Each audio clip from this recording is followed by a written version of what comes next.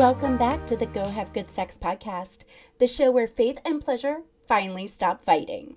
I'm Angela, the Christian sexpert, sex coach, truth teller, and your new favorite bedtime devotional. If you're ready to go deeper, check out my resources for couples and individuals, from my free 15-minute coaching consults to spicy but faith-friendly resources like the Marriage Playdate, to my Patreon, where I teach you all the things your church aunties never told you about. And yeah, you know I've got it covered with merch, journals, bookmarks, and everything in between at thechristiansexpert.com. So whether you're here to learn, to heal, or to spice things up with scripture and sass, I'm your girl, and I'm so glad you're here. Let's get into today's episode, and remember, go have good sex. Welcome back to Go Have Good Sex. I'm your host, Angela, the Christian sexpert. Today, we're going there. Porn has often been framed as a men's issue, but it's time that we stop pretending that women don't struggle too.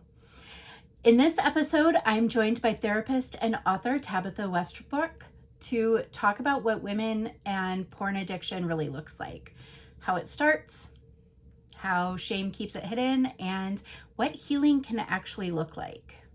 Tabitha Westbrook is a licensed counselor supervisor, EMDR certified addiction therapist, certified clinical trauma professional, and certified Christian trauma care provider.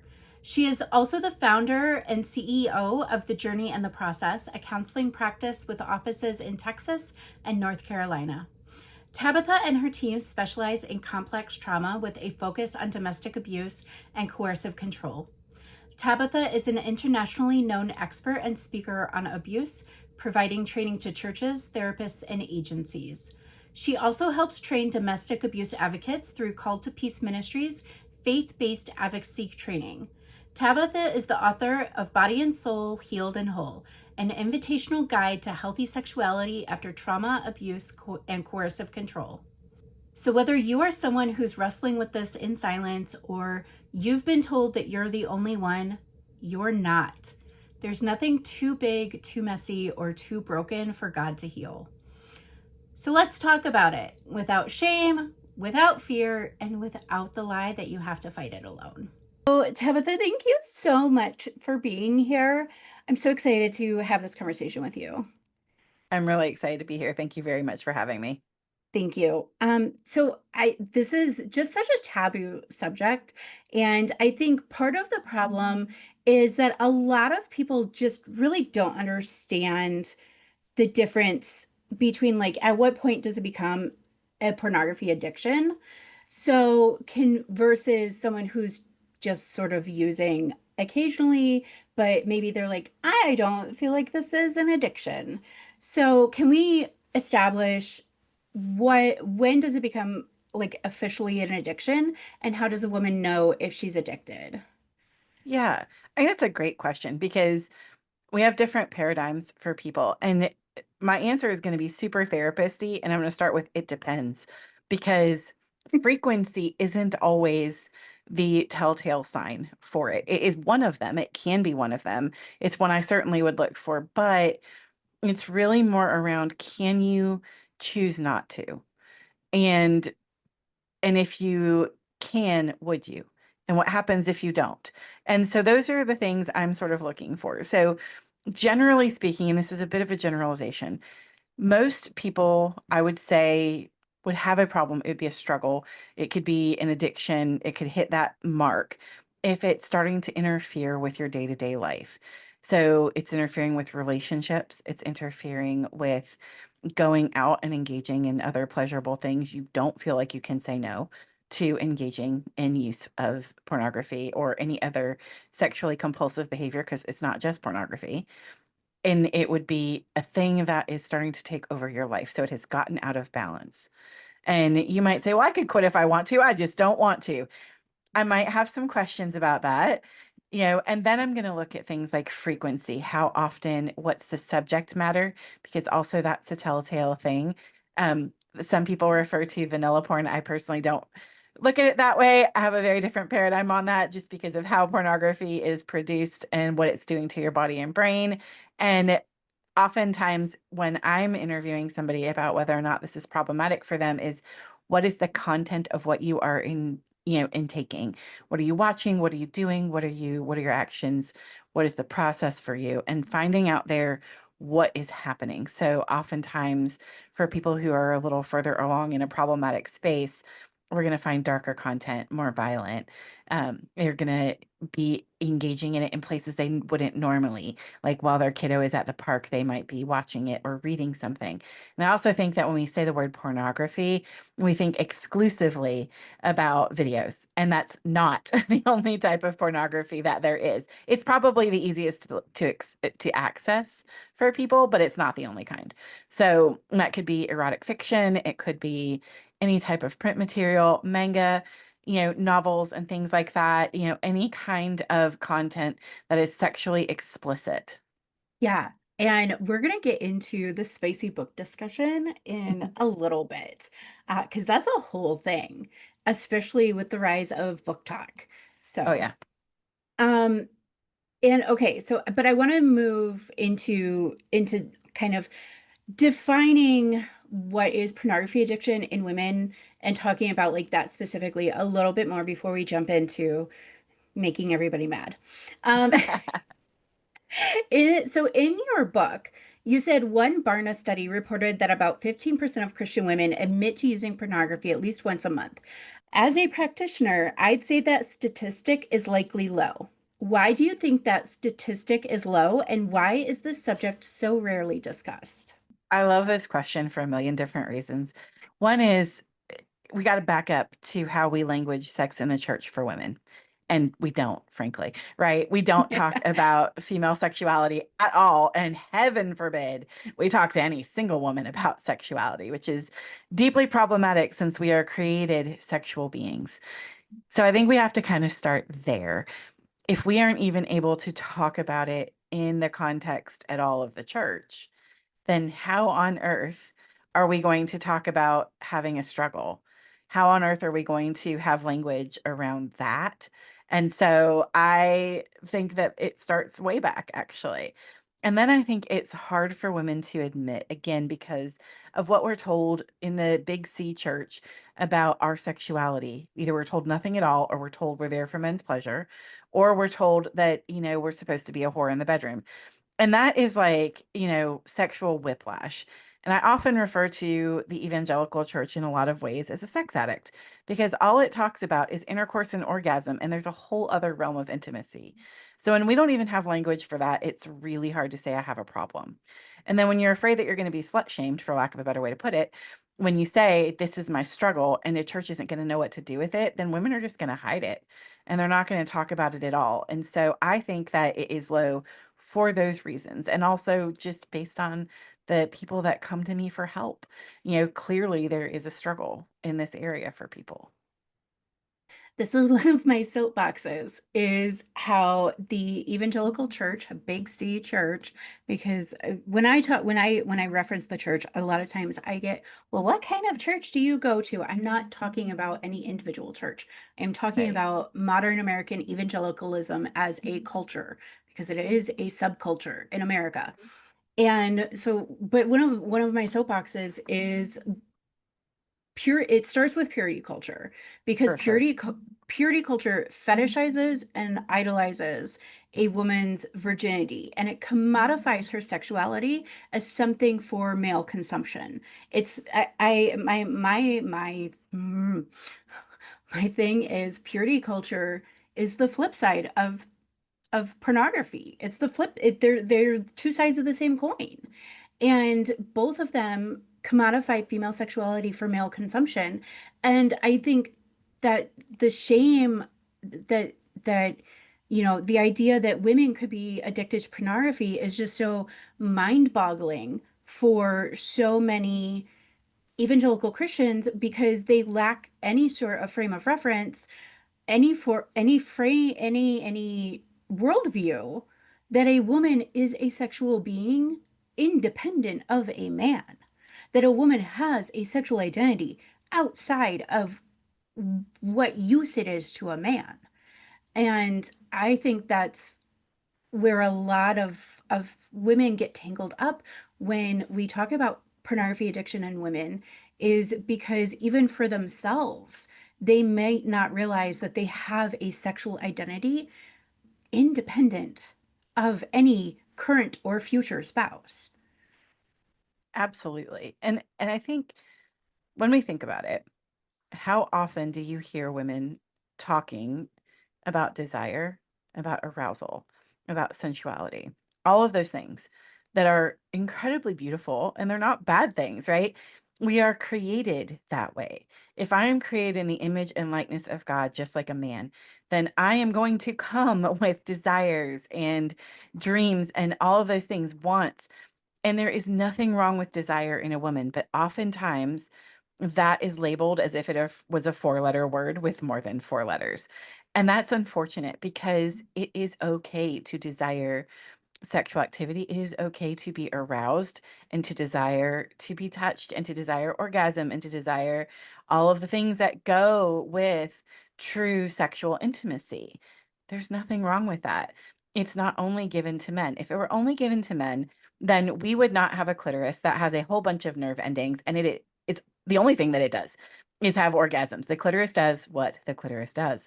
And if if God did not intend for it to be pleasurable for both men and women and delightful and enjoyable, then he would not have given us that gift. I completely agree with that. And I think even as we were having this conversation, like I am starting to really, I do best verbal processing. And so for me, this is thinking about, I'm wondering how many women are falling into a pornography use and pornography addiction because they don't know what to do with their own feelings and desires because they have been socialized and conditioned to only view their sexuality in relation to male desire. And how much, if they have commodified their own desire as something for male consumption, then when their body is experiencing arousal, which is different than desire, when their body is Mhm. experiencing the physical signs of sexual arousal desire, that there's no frame of reference for them to know what to do with that, where to go with it. And I'm wondering if they're falling into this rabbit hole because of lack of education, of of embracing their own sexuality and knowing what to do with those feelings, and even I think being able to identify those feelings. So in one of the early podcast episodes I did with Brittany Broddaus-Smith, intimacy firm, she talked about um, that she had a client who had come to her because she wasn't even able to identify the physical feelings of arousal in her own body, like the tingle, and I'm wondering if people are falling into like book talk because it's providing a frame of reference, a form of education that the church has never given to them. Like it's giving voice to these physical sensations that they're feeling, to these emotions that they're stirring with, but they don't have permission from evangelical culture to do anything with those feelings and desire, like physical feelings and emotional desires. I would agree. I think, the important thing here that you keep saying, and I love the word, is commodified. Many women see themselves as a transaction themselves, right? So it's not just Mm-hmm. coming from the men, it's what women are taught, that your worth is in your body and what it can give. So whether that is cooking, cleaning, bearing children, whatever, or giving sex to your spouse, all of those things are often taught either implicitly or explicitly to women. And women talking about, I desire, I want, I feel aroused, almost makes them feel dirty, or even does make it, may not even be almost, it makes them feel dirty because they feel like I must be wicked because I feel these things.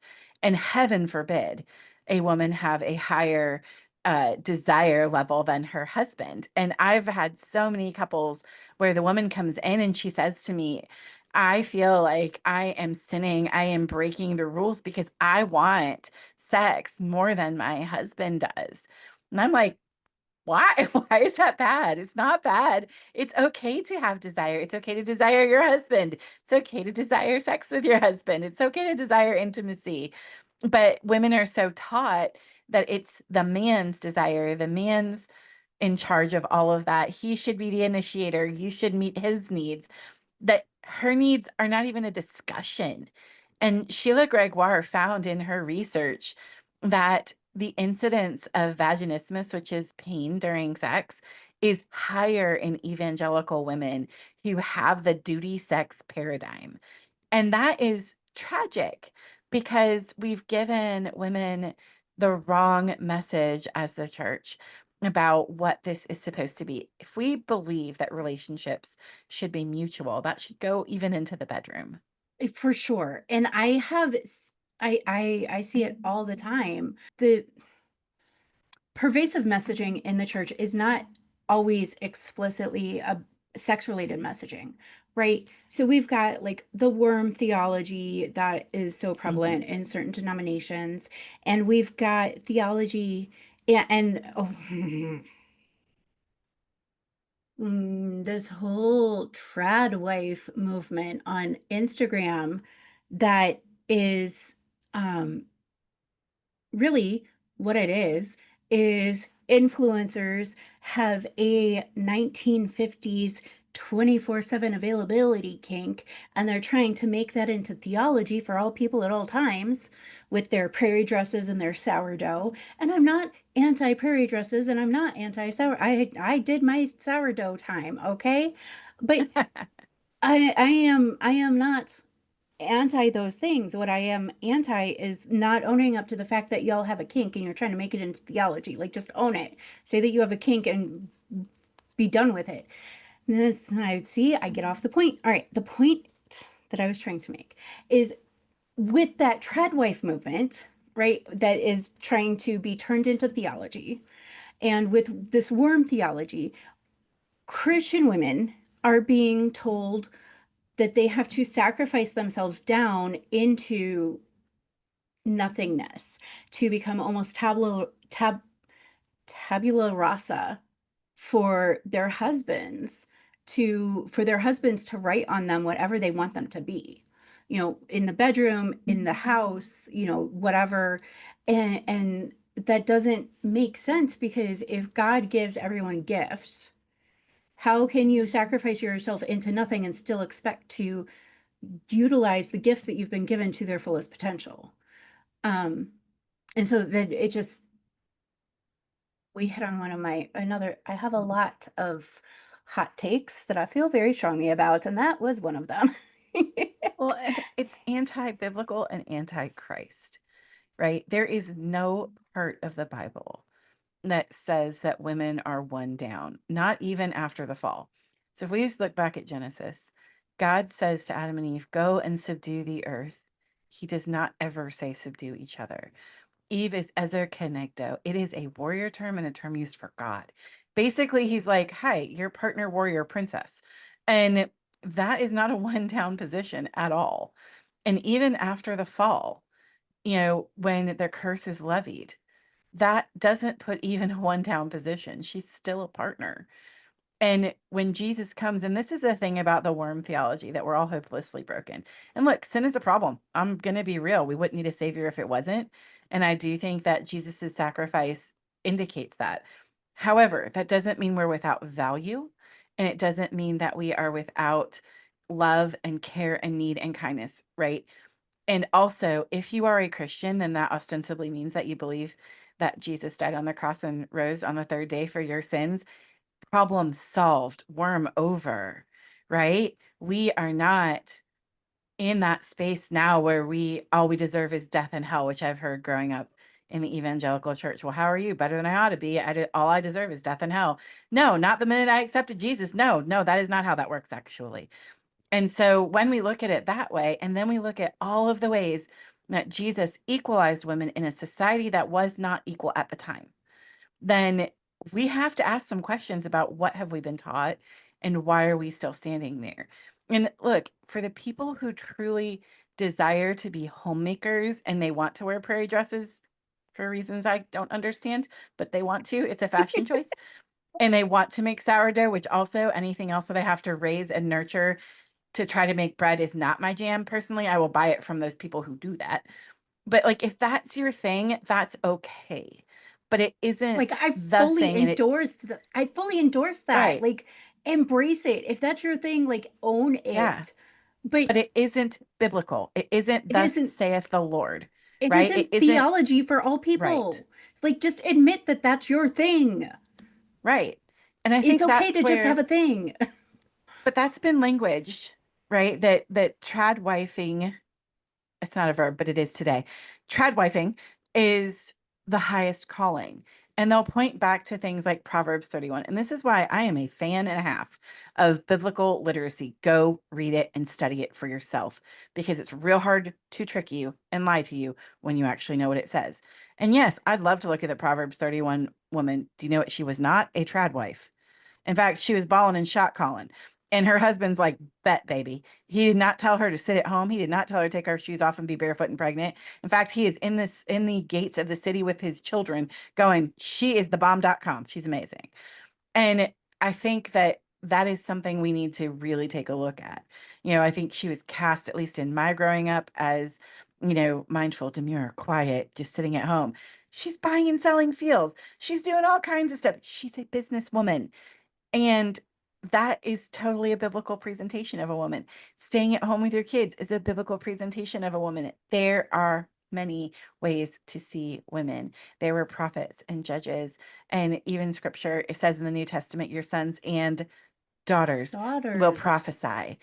So if we take a I very will narrow pour out slice, my spirit on all flesh, not yes, just penises. yes. And it's so important to see it for what it is, because then that begins to reset how we see healthy sexuality. When we go, okay, I need to not let myself be put in a one down position because maybe it's what I was taught, that I can have desire and I can have arousal. And if God made body parts that do that and give me pleasure, then I can enjoy that. And so that takes us into a different place. And it can still be distorted, right? Because we were talking about pornography and book talk, and that's the distorted expression of our sexuality when we go to those places. Yes. And I think so. Going back to trying to drag us back on topic, I warn all of my guests that I give you questions, but look, we'll probably get through like two of them. Okay. So going back to this idea that there's this lack of education, and I think that some women are falling into pornography usage because they are like it's actually educate. And I've had women straight up say to me, I like to read spicy novels because I'm actually learning things. Like it Hmm. helps, it teaches. And so there's this lack of factual sex-based education in the church. And thinking about the fact that a lot of women don't actually understand the difference between the desire that you feel in your brain and like the Hmm. physical desire signs that your body experiences. I was in my Come As You Are copy a Hmm. couple of days ago looking for something, and back in the section where she talks about uh desire non-concordance, Arousal where non-concordance. arousal non-concordance. Thank you. I knew I Hmm. was getting, I knew at least half of that was wrong.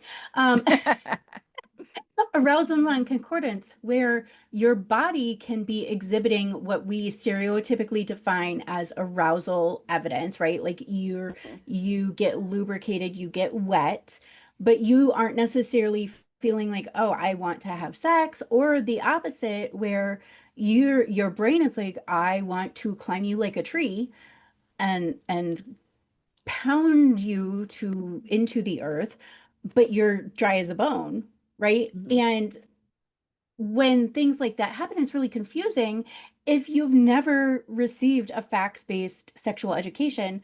And so now you're looking at things like book talk or pornography to try and learn something, because you're so undereducated, you don't understand what's happening. And then that pornography leads you down a path to a pornified mindset. Right. And it's not an And accurate representation of healthy sex right. at all.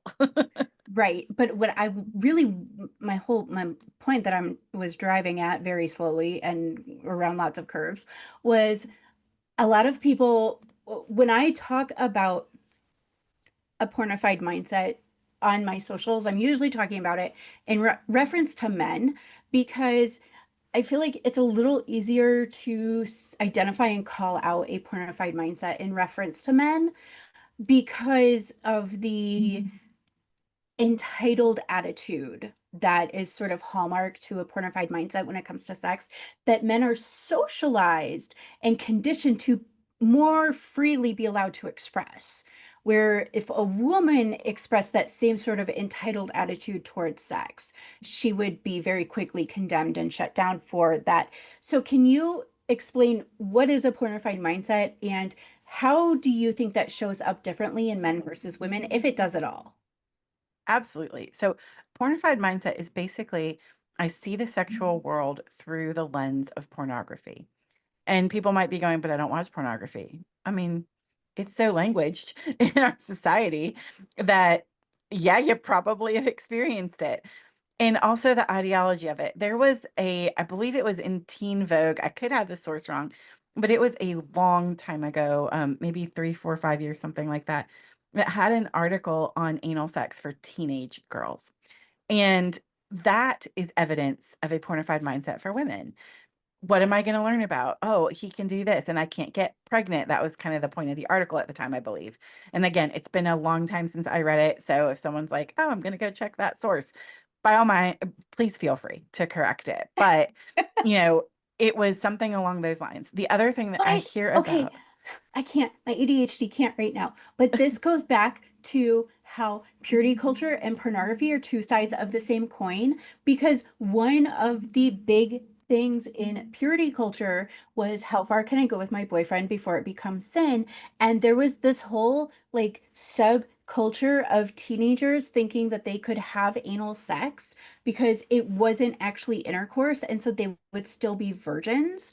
And Mhm, we also know how purity culture seeped out of the church and started to impact the mhm, greater culture of American pop culture and things like that. And so that is an like evidence of, mhm, teen 17 or Vogue or teen Vogue or whatever you said, publishing that article about anal sex for teenagers is evidence of that purity culture, pornography, two sides of the mhm, same coin, purity culture and pornified mindsets seeping into the greater pop culture,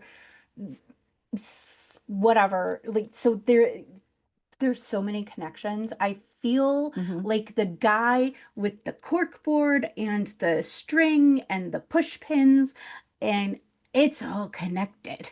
It's a It giant is. sex conspiracy. Well, it is. And, I think when we look at the pornified mind, also, it is in what women will accept as appropriate sexual behavior. So there was an article very recently in a secular, publication. It was a science magazine, so it was like a journal article, and it talked about sexual strangulation for girls and how they were asking guys for it. And that is an absolute evidence of pornography because that is the kind of violence that is often seen. Very rarely is pornography nonviolent. It is very often the male is the aggressor and the female, when it is heterosexual pornography, is the recipient of the violence. There is no consent, and consent is not sought, asked for, even like, not even hinted at. And that is what is being consumed. So girls were asking their boyfriends, hey, I want to be choked during sex, which is incredibly dangerous. First of all, I'm going to explain choking versus strangulation. Choking is what happens when I eat a piece of chicken and it goes down the wrong hole. Strangulation is when somebody stops my ability to breathe. And when people are like, oh, but it's such a rush. Yes, because your brain is really happy to get oxygen back. But what I'm going to tell you is it can kill you in less than 3 minutes. And it can also take up to 7 days to die. And people are welcome to fact check me on that. And that is terrifying. It can cause all kinds of stroke issues down the line. It can cause all kinds of health issues. It is absolutely unsafe. And so when people are looking at that and going, I want to do this because this is what I'm supposed to do as a woman to please you, then we are in the pornified mindset. So there's that aspect of it. And then there's the habituation to pornography. And habituation is a fancy word for we're used to it. And so that becomes something we're used to. So if a abusive partner, for example, is requiring you to watch it, engage in it, recreate it, is filming your sex, and saying this turns me on. Well, honey, wouldn't you rather I watch you do this than go stray and watch porn, right? And so many women are like, then that's what I'll give him. That's what I have to do so that he stays sexually pure because he's already thinking out of his pornified mindset. And so then women become habituated to that. And then if they're out of an abusive relationship, it stays with them. And that's what they're used to. It's what's their normal. And it is so incredibly prevalent. I think that as we look as a society and as the church at why do we believe what we believe about sex and sexual activity and intimacy, we have to ask, where did it come from? And I think that we would be surprised that a lot of our ideology comes from pornography. I mean, we have pastors saying from the stage, oh, my smoking hot wife. He's not saying my brilliant wife, my absolute just unit of a mother who is so good to our children, who's brilliant, who can exegete scripture even better than me and honestly should probably be on the stage, whatever. That's not what he's saying. He's distilling her down to her body and what she can give him. I also have a lot of thoughts about that. Um, if you're, yeah, okay. Um, I think so. The beginning of what you said brought up a really good point for me. Is I think one of the questions that really blows people's minds when I ask is sex something that is done to you, or are you an active participant in this? And it goes back to that idea of making herself into this blank slate that he can project Mhm. his desires and wants and Right. things onto. And a lot of women are just like, I don't get it. What do you mean? Like, sex is, because of how we've framed sex as this, she is meant to give it, he is supposed to take it Mhm. sort of thing. And so the idea of a woman being an active participant in even knowing what her own desires are is foreign for a lot Right. of women. Well, we don't teach, and this goes back to what you were saying about books. We don't teach couples at all to talk Mm. about what I like and what I don't like. Having real conversations about this touch feels good, this pressure feels good, this touch does not feel good, this pressure does not feel good. And like, let's be real, even if you wait for intercourse until marriage, the likelihood of one or both parties having had some experience of sexual harm is very high, particularly for women. And so you're bringing in the remnants of sexual harm to your relationship, which you might not realize. And so there are going to be things that trigger you, and you're going to be like, what just happened? I don't understand why I'm laying here crying. I thought I was fine. I'm not afraid of this person. I don't understand what's happening. And it's because your body is keeping the score. Your body has remembered the trauma and you never dealt with it. Because honestly, sometimes women don't even realize that they have been sexually harmed. I can't tell you how many people have read the introduction and first chapter of my book where I explain what sexual harm looks like and they say, I had no idea that I was raped. I had no idea that I was harmed or abused. And so that's like revelatory. And then they're like, that explains like a lot of sexual dysfunction in my marriage. I'm like, I bet it does. And so when we look at those things and we don't have good language around it, I can see how people would be drawn into this explains it. And I feel aroused while I am reading it. And so it pulls you in. I really want to pause our conversation at this point because I need to tell you about the journal that I wrote that is designed to help you talk to your spouse about what you enjoy in bed, where you want to be touched, and all the other things. I know that if you are a survivor of purity culture, especially, it can feel really hard to know how to talk to your spouse about sex. You might not even know what words to use. And even if you didn't grow up in purity culture, it can still feel hard. And that's why I wrote this journal. This journal has over 100 prompts, and they are designed to help you go deeper in your sexual intimacy with your spouse through very intentional prompts that help you have conversations about your sex life, what you enjoy, what you don't, what you want to do more of, what you might want to explore together. So if you want to start having those conversations that the church never taught you how to have, pick up your copy of Intimate Conversations today. I will make sure that the link is in the podcast notes for you. Let's get back into it. So let's talk about that, because I get a lot of almost every week on my socials. I get somebody asking if it's okay for Christians to read spicy books, or I get when I talk about pornography on my socials, inevitably some man is going to come in with his whataboutisms, because you know, gosh, God forbid I talk about a single subject one Mhm. at a time. We have to what about everything to try and discredit what I'm saying. It's a rant for another day, Angela. A man is going to come in with his whataboutisms. Well, okay, but what about women who are reading spicy books? Um, and so, what are your thoughts on spicy books? And this is a trick question. Because we know, as my friend Ashley says so often, Christians love their black and white. They love their can't have any gray, can only be one or the other, one extreme or the other. Um, so is it okay for Christians to read spicy books? And where's the line between okay reading for entertainment and written pornography? So my question is define spicy because, right, and not necessarily you, but for other people, Yeah. right? Because No, no, levels no. of Yeah. spice are highly subjective, right? So I'm trained in Gottman method couples therapy, and there is this thing that they have as part of the Art and Science of Love workshop called the salsa cards. You can actually get them on your phone. The salsa cards, personally, I find them very much objectifying to females. No shade to John or Julie. I think they did the best they could with what they had. I'm just not a fan. There's better things to do, in my opinion, but they had mild, medium, and hot. And so that's your spice level. So it depends, right?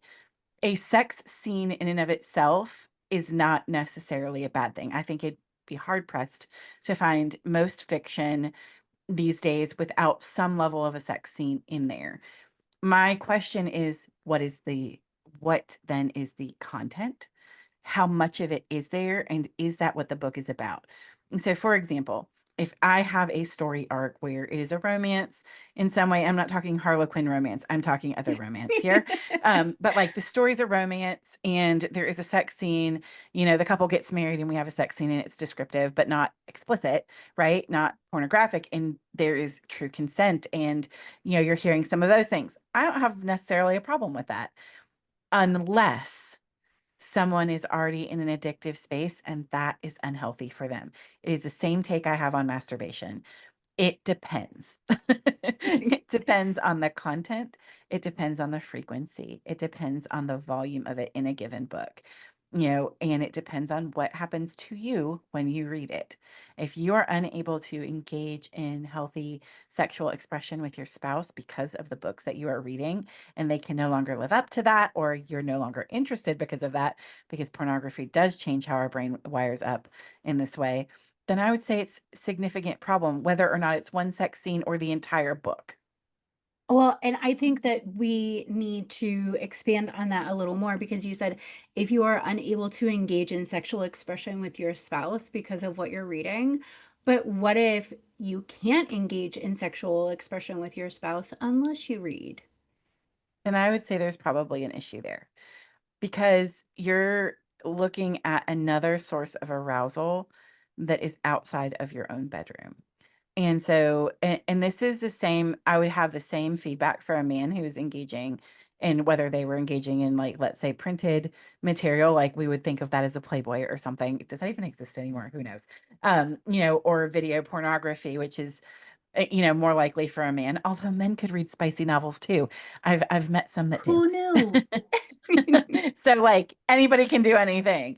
But if it is impeding, if you say, I cannot become aroused unless I have this stimulation, then I'm going to have questions about why. How has that gotten woven into your arousal template, which is all the stuff together that helps you become sexually aroused?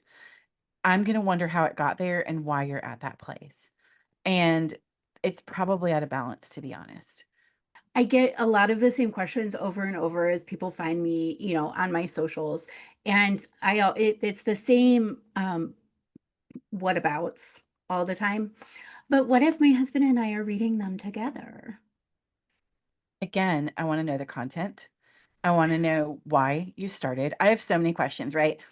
Because would you have that same feeling if he was saying, can we watch Debbie Does Dallas together, which is the old, I don't even know if that's a real porno name, but like it's the one that people always used in movies. Like, is that even real? Who knows?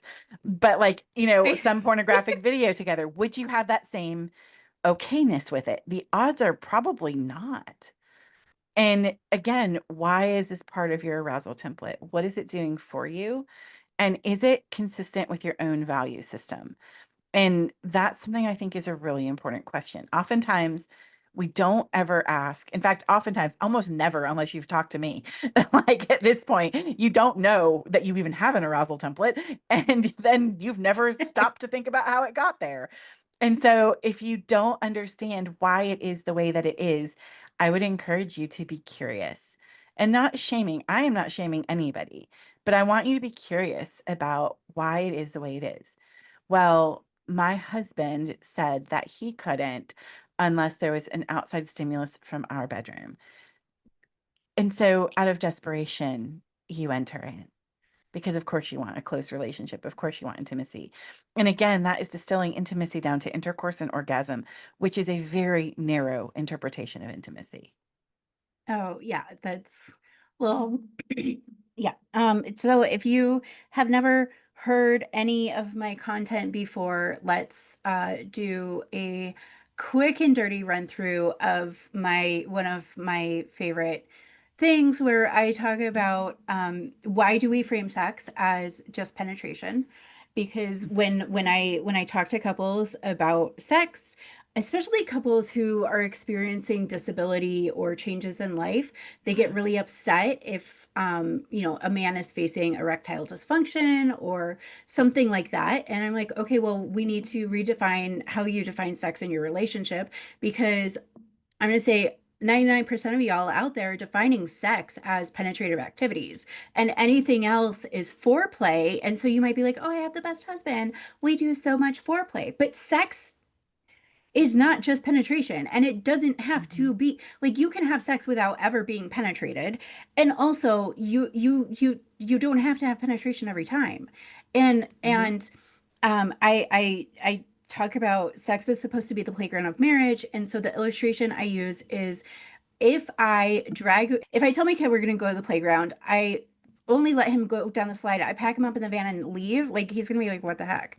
Right. And Mhm. just because we grow up doesn't mean that, like, we play in different ways as Yes. adults. And the keep it together. Um, God innately designed humans to learn through play and Absolutely. to be a playful species. And that doesn't stop just because we turn 18. And we have this amazing opportunity to turn sex into the playground of our marriage.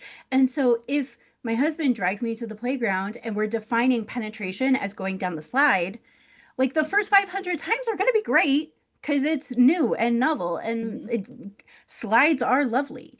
And but also, like, at some point I'm going to be like, well, what's going on with that sandbox over there? Mhm. What's going on with that teeter? Like, what's up with the teeter totter? Can we go Right. over and see what the teeter totter is doing? Like, what's that about? Right. And so that is my my rant about sex doesn't have to involve penetration. You can go to the playground and never touch the slide. Yep. And and I don't know how we got here, but we did. And that is the story of my life. All Well, right. I think, you know, So my friend Sam Jolman wrote one of my other favorite books beside my own on this topic, but he wrote the men's version. It is called The Sex Talk You Never Got. And he talks about, I don't know if he talks Yes. about it in the book or if he said it to me. I can't really recall where I know he said it to me. I also can't remember if it's in the book. But something like 83% of couples will have some sort of physical sexual dysfunction over the course of their marriage because people get sick, people get older, things happen, you have a baby, you're not allowed to have intercourse for like 6 weeks postpartum. And that Minimum, is minimum, minimum. right, It isn't like, okay, right. It's not 6 weeks minimum, and here we go. minimum. We Hmm. have lost the art of postpartum. And Hmm. yeah, this is another one of my hot topics is sex is doesn't last forever. It's not supposed to last forever. Right, That's not how bodies work. So right. go on. But the pornified mind would say intercourse is all there is, right? Just like we were Hmm. talking about. So when we go back to that and go, okay, if we know that intimacy is so much more broad, then that helps us pull out of that pornified mindset, whether you're a male or female, and go, I need to have a broader understanding here. I need to understand intimacy and what does that entail? And that's actually a much more full version of sexual expression for people. And it's much more satisfying than just, penis vagina orgasm, which also penis vagina doesn't equal orgasm. There's a whole thing there. But, and again, that's understanding the mechanics of it, which a lot of people don't understand, like you were saying. Yeah. So we're clear. The majority of women need 14 to 20 minutes of direct clitoral stimulation in order to orgasm, and the majority of women are not going to be able to achieve that level of clitoral stimulation through penetrative sex, especially when the majority of men require only about 5.4 minutes in order to orgasm. So Mhm. if you are not orgasming during penetration, that's normal. Right. That's normal. And here's a fun fact about menopause, because menopause makes it more fun and spicy. It can take up to 45 minutes, and you might need a mechanical assistance like a vibrator.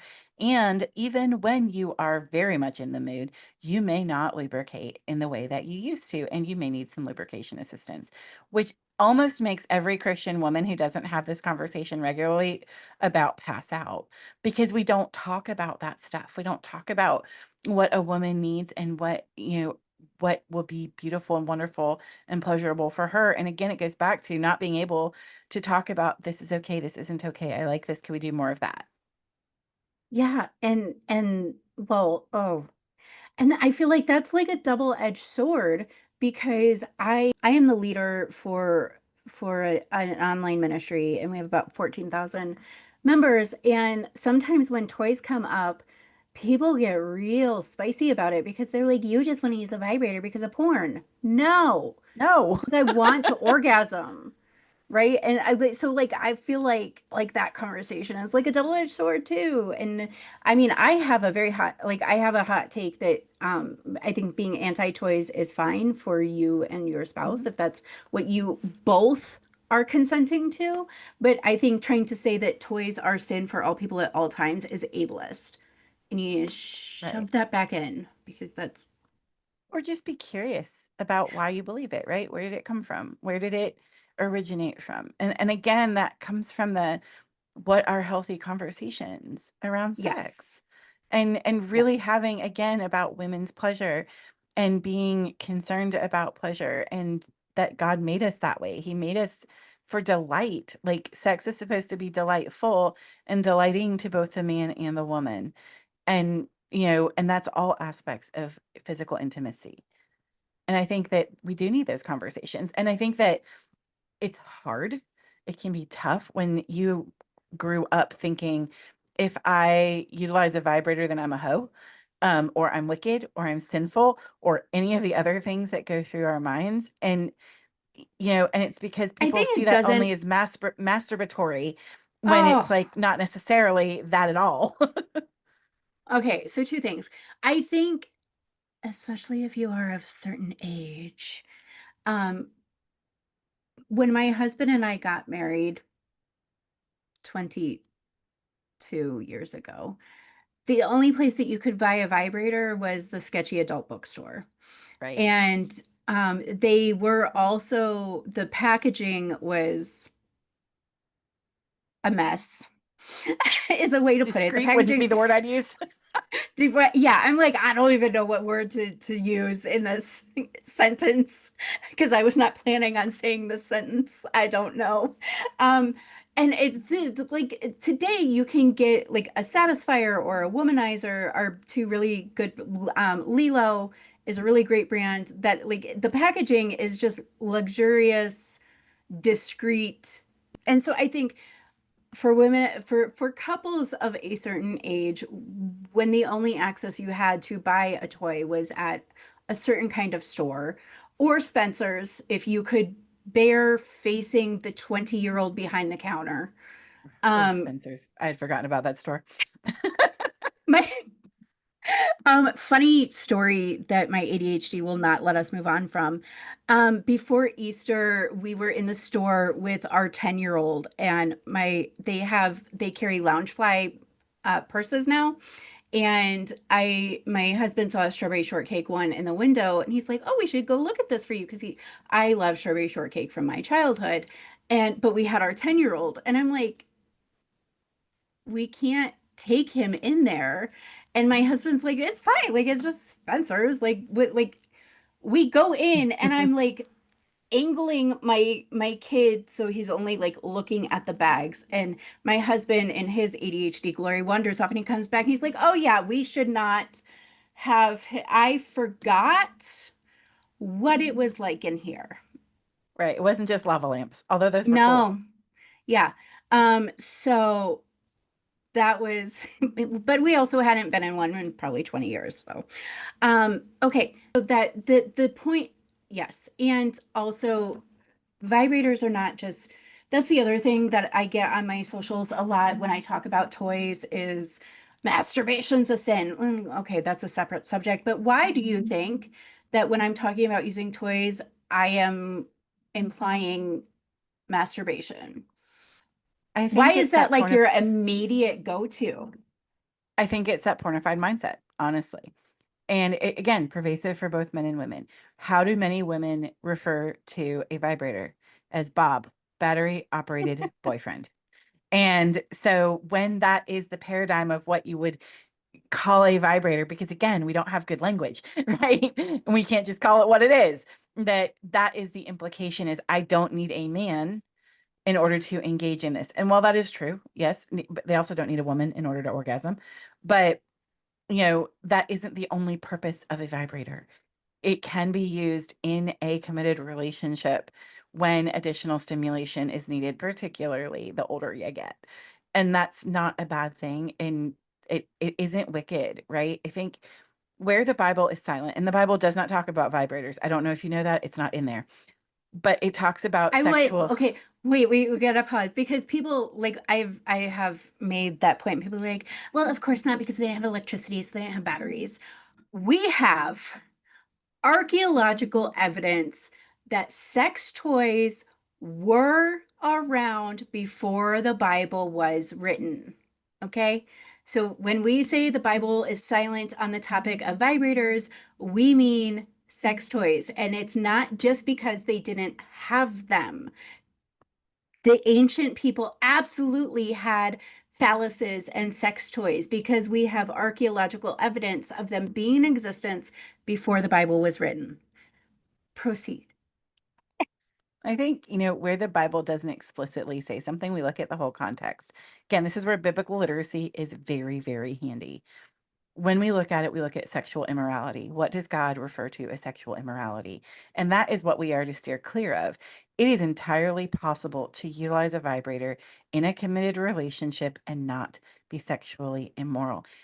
It is entirely possible to utilize a vibrator if you are single and not engage in sexual immorality. And that is in itself a hot take, I know, but I also, Oh, we're gonna make people mad I today. mean, story of my life. Yeah, same. But realistically, masturbation isn't always sinful. And we don't have to go into that for this podcast, but Yeah, that is a true statement. And so again, it it comes from the is. pornified mind. We have a black and white theology. We have an it's this or that, as opposed to could we maybe consider something different? Could we maybe language it better? Could we maybe learn together? And for Could some we, people, masturbation is a sin. And for some and people, it's not going to be. and for some people it doesn't start off as a sin, but it becomes It can. sin. Correct. And yeah, and I'm just gonna keep, because I'm gonna keep clarifying. I agree with everything you're saying. The Bible does not specifically address self-touch. The Bible does address lust. So it is totally possible to self-touch without lust. And Right. that is the bottom line of the point here. All right, we are getting close to I could keep talking about this for like 3 hours. But I really want to get to this one because it's such a good illustration. So in your book, you use this illustration of choosing to take a Honda Civic off-roading. There might be an immediate consequence, like wrecking the car, or there may have been no immediately obvious negative outcomes. I feel like this illustration works for porn as well, because you further said a little desensitization has taken place. So, what does this mean in terms of porn use? Yeah. So I can choose to go off-roading and my car might be fine. I also might completely blow all the tires and it's, you never know. But I've stressed the transmission and the engine and eventually it gets to the breaking point, even if I'm not then doing donuts in a field. When we do that with pornography or any other sexual activity that is potentially compulsive, we normalize it a little bit for ourselves. Oh, just this once, right? Now, if we did that in the context of substance abuse or drug addiction, we would be like, oh no, you can't just shoot up heroin just once. That's a terrible idea, right? Like we know that could be a bad outcome. It's not any different with compulsive sexual behavior or with pornography or any of that. Just this once often turns into now I'm thinking about it. And now, even if I'm not actively watching it, it's coming to mind when I am being intimate with my partner. Right. And so we end up normalizing it just a little by little. And then we go, you know what? I'm just gonna watch it again.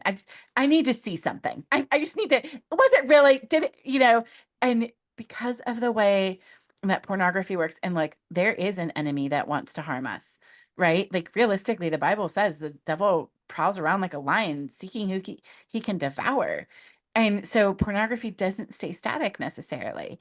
Right. So you go back and you're like, well, this doesn't do it for me this way, let me watch this other video here. And then it's a little darker and a little more intense until we are watching things that we're like, I am real ashamed of this and I don't know what to do with it, but now here I am. And it's a slow burn at times when we do that. And it can gradually build until we realize we are in the middle of the field now and all of our tires have blown. Or you wind up reading a book about a peep coming to life and Hmm. having sex with a woman. Right. I my TikTok algorithm doesn't know what to do with me because I'm a sex positive Christian and I'm a Christian homeschool mom, but I also talk about vibrators. And so the some of the videos that come across my FYP are absolutely wild. And sometimes I get videos on crazy books that people have come across. So please know I'm not reading a book about a peep, an Easter peep turning into a man and filling her with marshmallowy goodness. But apparently, this is a real book that is out there. And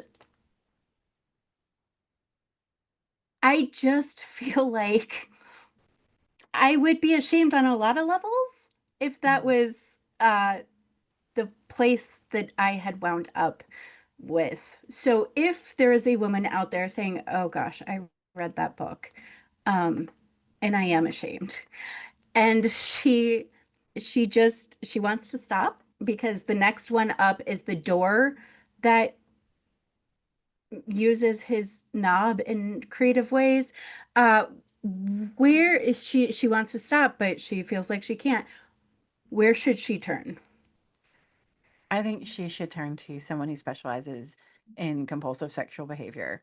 So there are people who are like me. I am a certified sex addiction therapist, and that is what I work with. I help people disentangle from that arousal structure, basically, and do things differently and basically move in a different direction with their sexuality and heal the pieces that are broken. A lot of times people end up addicted because there is a traumatic experience somewhere or several, or like complex trauma. Maybe they had developmental trauma in their childhood, trauma in their marriage, and there's trauma everywhere, right? And I don't mean like, look, we all experience trauma. Not everyone is traumatized. Trauma with the absence of an empathic witness is usually what causes the problem. So if you had your caregivers abusing you, traumatizing you, neglect, all of those things as a child, then you're going to grow up with that, and you may end up in relationships that are unhealthy and all kinds of stuff. And we can end up falling into things because of traumatic experiences that were never addressed. So I'm going to help you work through that, or someone like me is going to help you work through that, help you work through the way you're expressing it sexually, and help you go in a different direction that meets your actual value system, and do it without shaming you. And that's why it's really important to find someone who gets it, who understands the whole process and the whole paradigm of compulsive sexual behaviors. I feel like this is a really good place to point out that oftentimes pornography addiction can be like a maladaptive coping mechanism.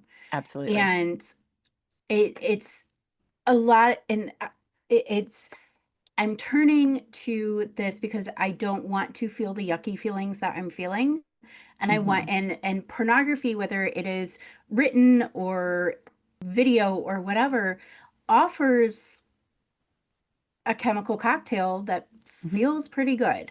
And it makes the yucky feelings go away until it doesn't. Right. And I think a lot of people don't realize that pornography addiction can be a maladaptive coping mechanism, and that isn't something that you can just take away. Like, that's Right. going to leave a void that your brain is going to want to fill with something.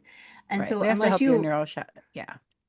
yeah, so unless you are actively choosing to replace that coping skill with something that is healthy, you're probably just going to stumble into something else unhealthy.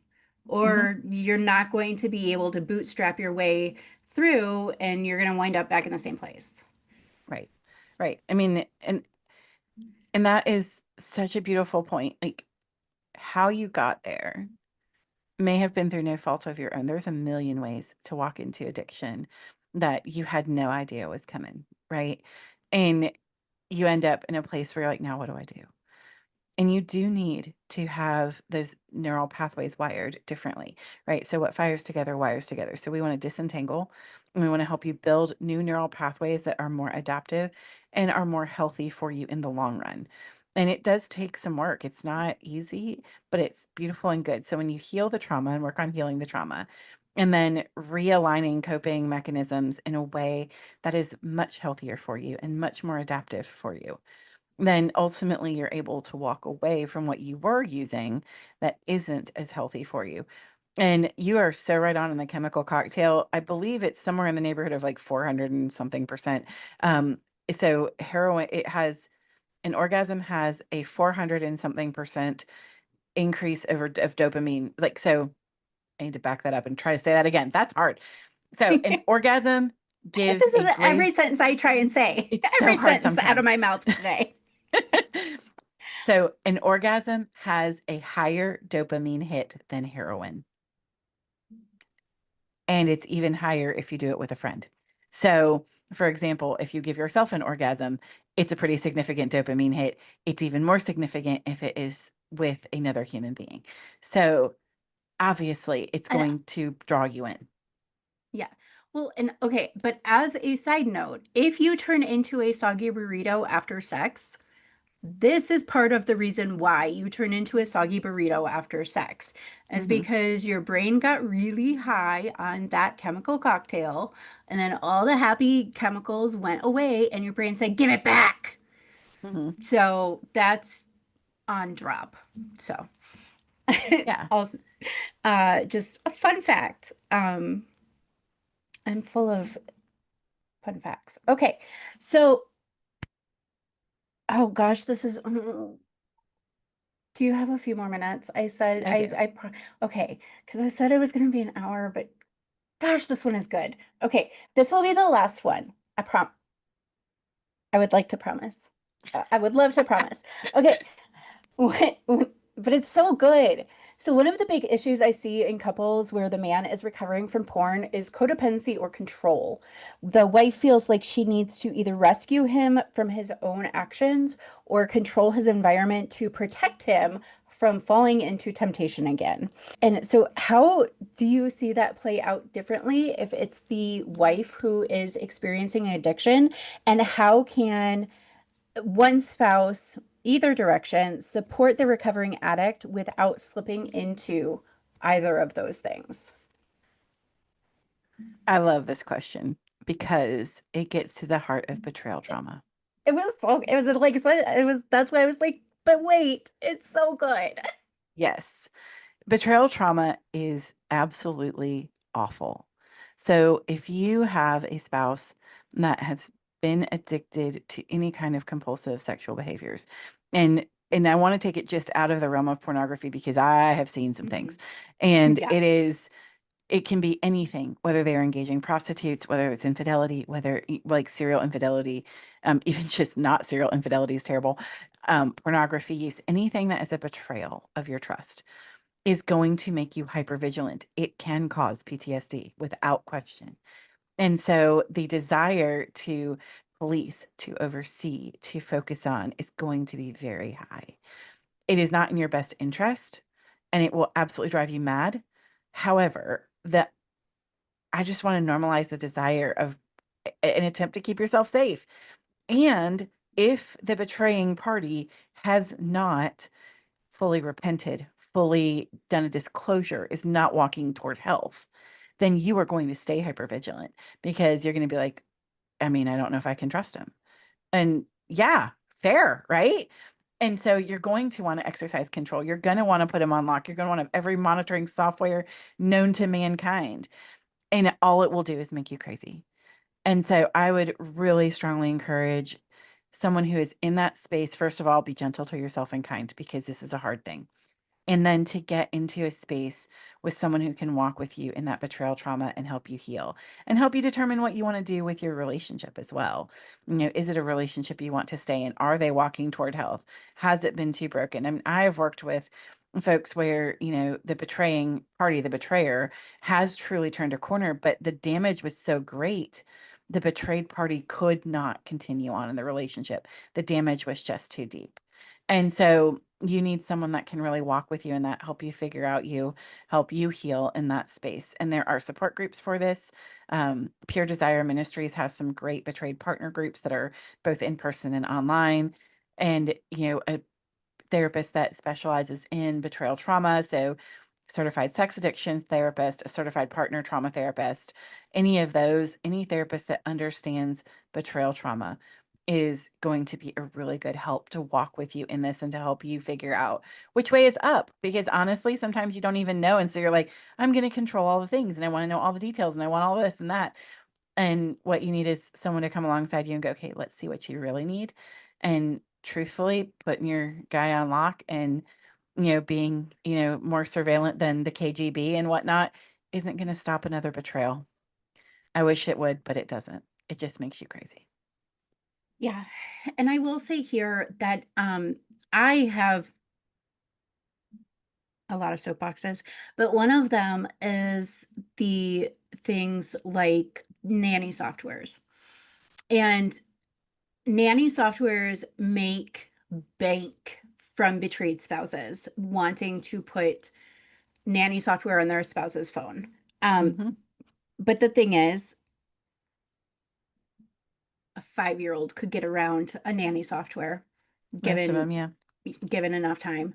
Um, and you're like, well, my husband's not 5. He doesn't really know how to use technology. Yeah, he does. He got porn.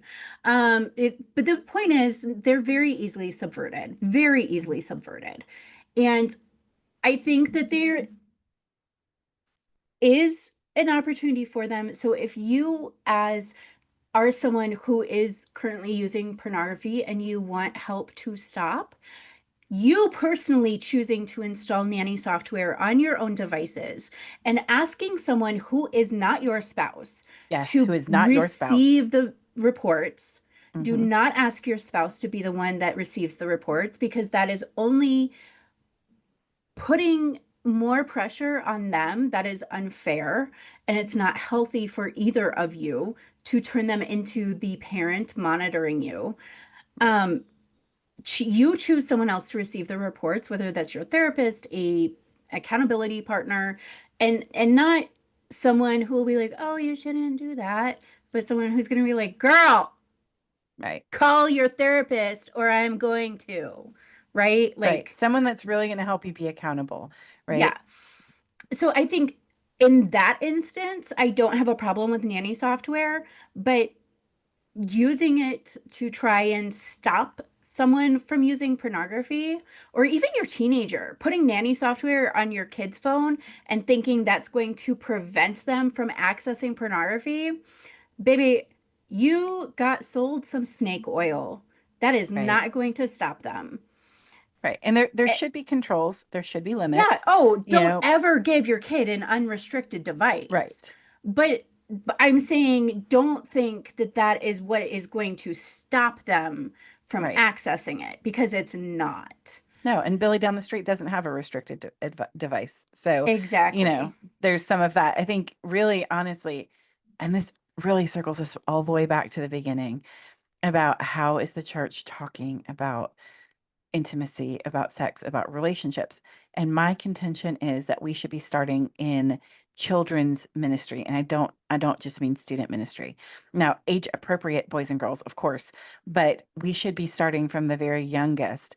This is how we treat each other. This is what personal autonomy is. I mean, obviously, we're not going to use that with a 5-year-old, but like we don't Oh, touch, we Jamie absolutely. down the road because she doesn't want to be touched. If you say, "Can I hold your hand?" and she says no, the answer is no, right? You don't force Yeah. children into giving hugs. You give them a better understanding of this is appropriate boundaries and this is how we do relationship and this is how we care well for each other all the way up through student ministry and into young adult ministry, et cetera, et cetera. And now, is it going to solve every problem known to man? No. But are we going to give ourselves a whole lot better shot? Absolutely. And when we tell people, and then this goes back to purity culture, if all we say is don't have sex before marriage, which is literally the bottom line of purity culture, we are missing the mark because what we're not doing is saying this is how you have a relationship. Of course, you desire sex. This is why God gives us hormones and they start kicking up when we're teenagers. We want to normalize that it is good and beautiful and a gift, and it is a gift to be stewarded well, and we want to talk about it well. And if it's just don't until you're married, that's a failure on our part as the Big C church to educate our children. Yeah. And if you want to learn more about how to talk to your kids about sex without the guilt and shame of purity culture, I have done 2 episodes with Ashley Hudson. I will put those in the podcast notes so you can listen to those. Both of those shows also have links to other resources that I recommend for talking to your kids about sex without the guilt and shame of purity culture. But that, complete side note is, don't think nanny software is going to protect you. So, all right. If someone wants to get your book or get in touch with you for support, how can they do that? So my book is available wherever books are sold, whatever your favorite purveyor of books is. And I know that you'll link at least probably Amazon in the show notes. And then to find me, go to tabithawestbrook.com for speaking, teaching. I help educate churches. I help educate practices. So if you're a therapist who's like, I need to talk more about sex, then hire me to help you do that. I will help you have languaging around it. We'll talk about that. And if you need clinical support, the journey and the process is our clinical space. And we do all kinds of things. So even if you're not in the state in which we are in, we do intensives where folks can come in and spend a few days with us and do some of the deep work of therapy. Awesome. Thank you so much for being here. I really appreciate it. Thank you for having me. It's been such a pleasure. If today's conversation stirred something in you, maybe it was curiosity that maybe things could be different. Maybe you got uncomfortable because we stepped on your toes a little bit. Maybe a little bit of hope. I want you to know that you're not alone. Healing is possible, and it doesn't come from shame, more silence, or more hiding. It comes through honesty, support, and the courage to start the conversation. You can find more from today's guest, Tabitha Westbrook, in the show notes. And if you're ready to start rewriting your story around sex, intimacy, and healing, I would love to support you through coaching or inside my Patreon community. Until next time, go have good sex. That's it for today's episode. You've been blessed and probably slightly scandalized. Now go journal, go text your man, and most of all, don't keep this to yourself. Share it, review it, slide into my DMs. Then grab a journal, a game, or a coaching spot. And remember, Jesus didn't die for you to have boring sex. So go have good sex already.